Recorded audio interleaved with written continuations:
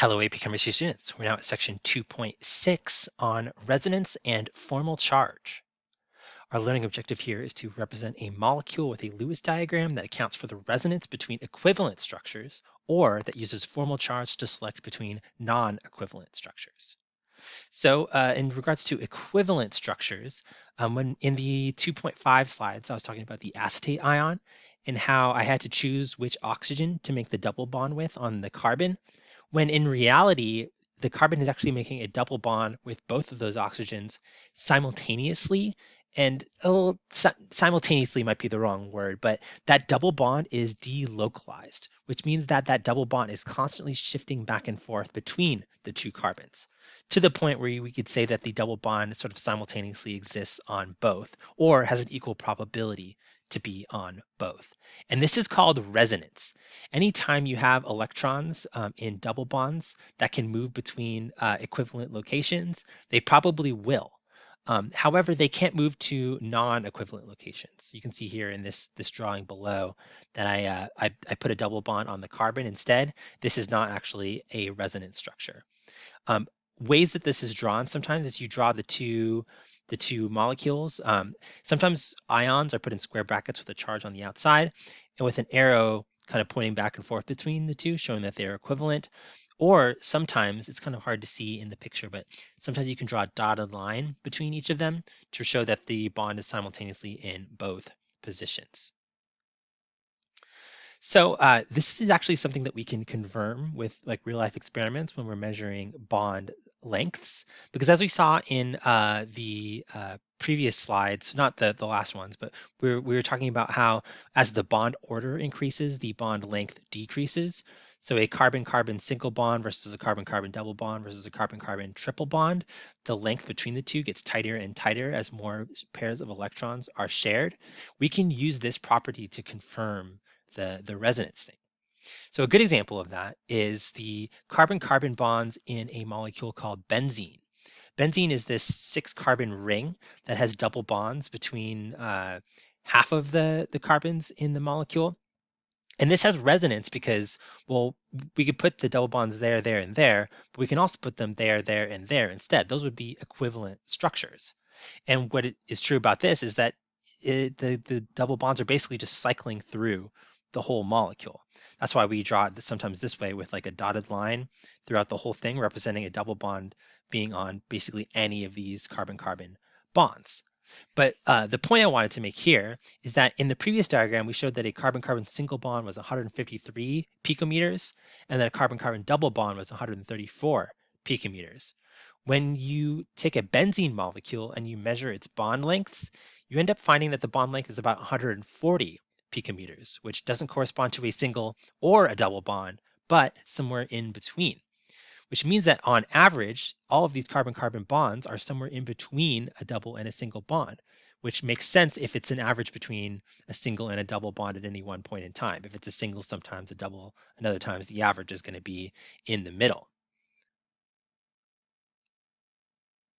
And the bond order of molecules, whether it's single, double, triple, etc., involved in resonance can be determined mathematically by this following formula, where the bond order is equal to the number of individual bonds divided by the number of bond regions. To show what I mean by that, let's consider the carbonate ion. Carbonate is CO3 2 minus, and in our final Lewis structure, we end up with a double bond on one of the oxygens that could be on any of the three oxygens. So these three structures are in resonance with each other. And if I want to find out what the actual bond length in this, or sort of an estimation of the bond length, I can calculate the bond order of this molecule. So since it has two single bonds and one double bond, that's 4 total bonds, 1, 2, 3, 4. And since the carbon is connected to 3 oxygens, that's a total of 3 regions. So we have 4 bonds distributed over 3 bonding regions. So 4 divided by 3 is going to be 4/3, or 1.33. And what the 1.33 means is that the average length of a carbon-oxygen bond in a carbonate ion is going to be between a single and double bond. But since it's 1.33, that's closer to 1 than it is to 2, we can think that the bonds in a carbonate ion are closer to a single bond than they are a double bond. So if we're looking at those bond lengths in picometers, the bond length estimation for carbonate is going to be closer to the single bond value than the double bond value, if that makes sense. All right, and also if we were to do this for benzene, there are 3 double bonds and 3 single bonds. That's 1, 2, 3, 4, 5, 6, 7, 8, 9. That's 9 total bonds.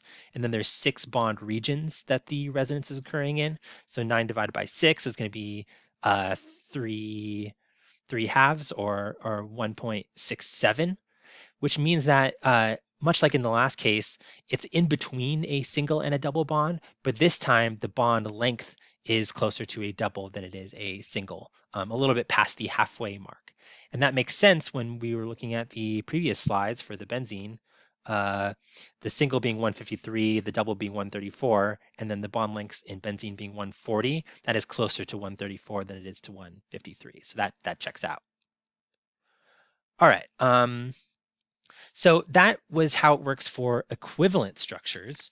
But what if we have non-equivalent structures? What if we start drawing some Lewis diagrams and we can't decide which one is correct, even though they all are valid in terms of their octets and their connections?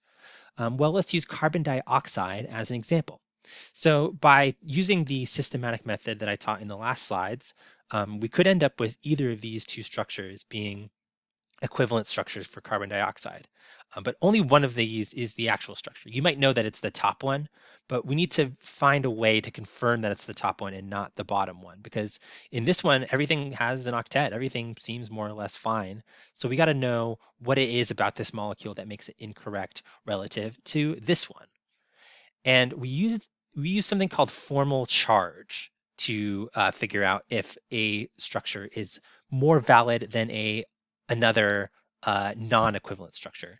And what I mean by non-equivalent is that there isn't like resonance between them. You wouldn't say that those two carbon dioxide molecules I drew on the last slide are are equivalent structures in resonance. They are distinctly different structures.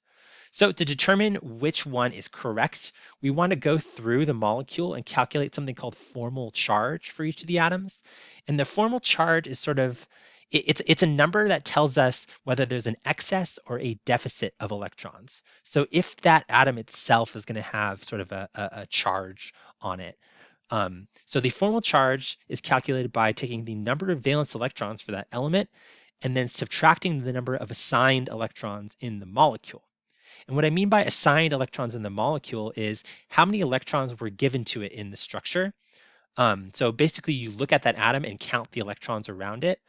And since a bond is 2 electrons being shared between 2 atoms, we only count 1 electron per atom per bond. And then once we've calculated the formal charge for everything, we need to consider these 3 things. First, the sum of the formal charges needs to be equal to the charge of the molecule. So if it's a neutral molecule, the formal charges should add up to 0. If it's like a -1 molecule, the formal charges should add up to -1. And if this isn't true, there's probably something wrong with the structure in the first place. So you might need to go back and double check your work for the Lewis structure. The more zeros there are, the better. The more atoms that have a formal charge that is, or that has a number of valence electrons equal to its number of assigned electrons, the better. That means it's stable. It has about the number of electrons that you would expect it to have. And then 3, if there are excesses of electrons, if there are negative charges on any of the atoms, that they should be on the more electronegative atoms. So if you're trying to choose between which atom should have the negative charge, you would hope that it would be on the more electronegative one. All right, let's do an example of this using those 2 carbon dioxide structures. So I make what I like to call VAC charts, where I take I assign the valence electrons for each of the atoms, the assigned electrons for each of the atoms, and then I use that to calculate the charge by subtracting the 2. So in our first CO2 structure, we'll call this oxygen 1 and oxygen 2. We have 6, 4, and 6 for our valence. And then in our molecule, we can see how many assigned electrons it has. So for the oxygen, we have 1, 2, 3, 4, and then I count 1 for each of the bonds, 5, 6. So our charge for this oxygen is 0. For the carbon, I have 4 bonds, so I'm going to count 1 for each, 1, 2, 3, 4, 4 minus 4, 0. And then oxygen 2 is basically the same as oxygen 1. So we end up with all zeros for our charges. And as I said in the previous slides, that's pretty good. Okay, for this right structure, how we can confirm that this is not as good of a structure as the other one is you can see that there are discrepancies between the valence and the assigned. And sometimes molecules will just have those discrepancies. That's not necessarily a bad thing, but you want to minimize that when you can. So in this structure, we have our oxygen 1. We have 1, 2, 3, 4, 5, 6, 7 this time. So 6 minus 7, that gives us a -1 formal charge on this oxygen. Our carbon is still 4 because it has 4 bonds. And then this oxygen has 1, 2, 3, 4, 5. So 6 minus 5 is +1. So we have 1 less electron than we'd expect on this one. So the fact that this one has all zeros, but this one has -1, 0, +1, we can assume that this will be the better structure of the two. Okay, so this can get a little bit complicated when you have nonmetals like phosphorus, sulfur, or chlorine, or any of the heavier atoms in those same groups, because these are elements that can form what are called expanded octets when they bond, meaning they can get more than 8 electrons. They can get more than an octet, and they can get up to 14 sometimes.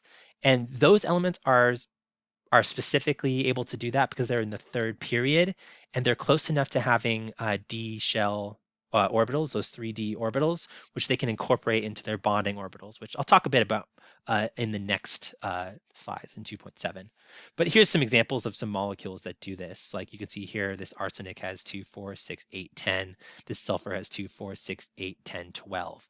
So these heavier atoms can do more complicated things.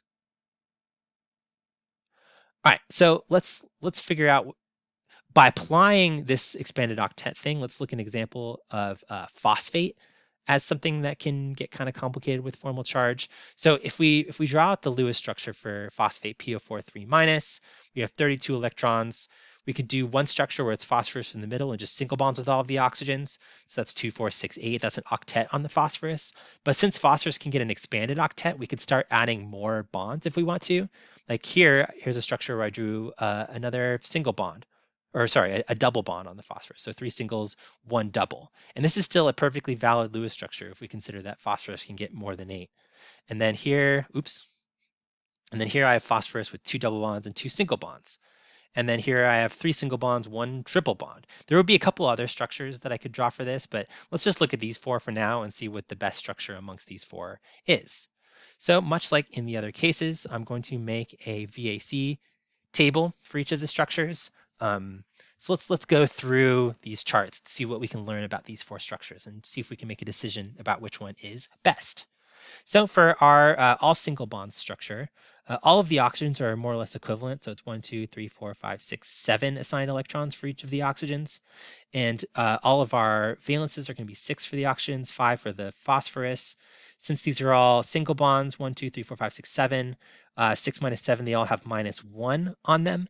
And then for the phosphorus, we have 1, 2, 3, 4. So 5 minus 4 will be +1. So this one has charges across the board, which isn't great. So let's look at the other structures. So for this one, this technically would have resonance where this double bond is kind of jumping back and forth between all of these. But let's just focus on it being on number 3 for now. So our oxygen 3 is going to be our different one. 1, 2, and 4 for the oxygens are going to have 7 like in the last case. Those are all going to be -1s. Oxygen 3, we have 1, 2, 3, 4, 5, 6. So that means the assigned is going to be equal to the valence in that case. So we're going to get a 0 on that one. And then for the phosphorus, we have 1, 2, 3, 4, 5.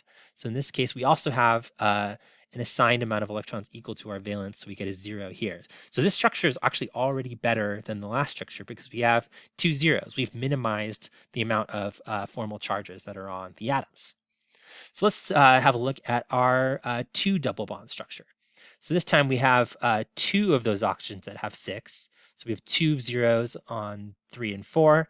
1 and 2 are still 7s, so they're -1. And then let's look at our phosphorus as 1, 2, 3, 4, 5, 6. So we have 5 minus 6. Now we have a -1 on the phosphorus.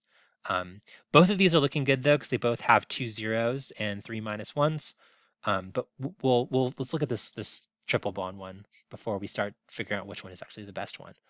So in this one, I drew a triple bond on oxygen 1. So that's going to be 1, 2, 3, 4, 5 on this oxygen. So 6 minus 5 is going to be a +1. 2, 3, and 4 are all 7. assigned electrons. Those are all -1s.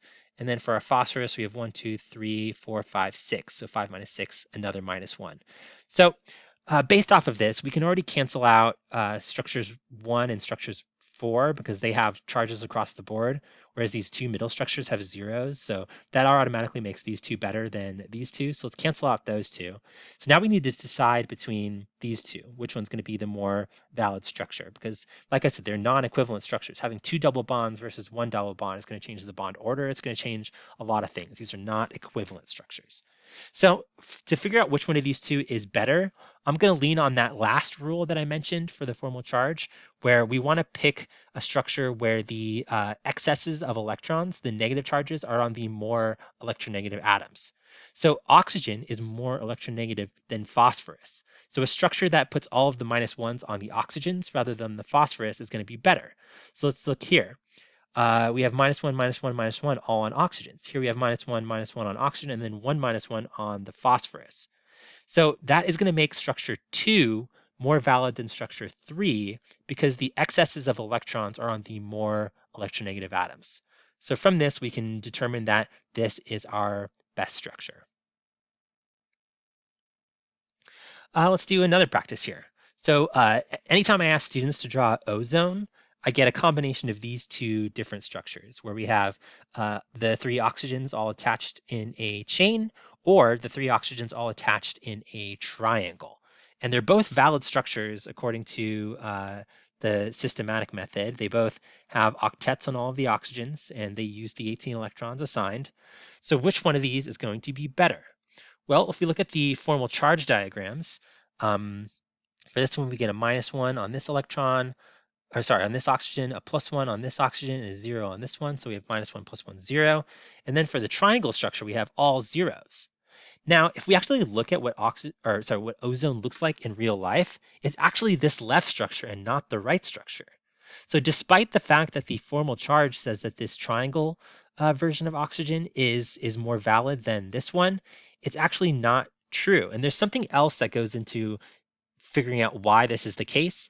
And this might be a weird thing to do, but I'm going to leave you on a cliffhanger with this one and explain why this is going to happen in the next set of slides. So consider why might the structure on the left be more stable than the one on the right, despite what the formal charges say. And I'll see you in the next one.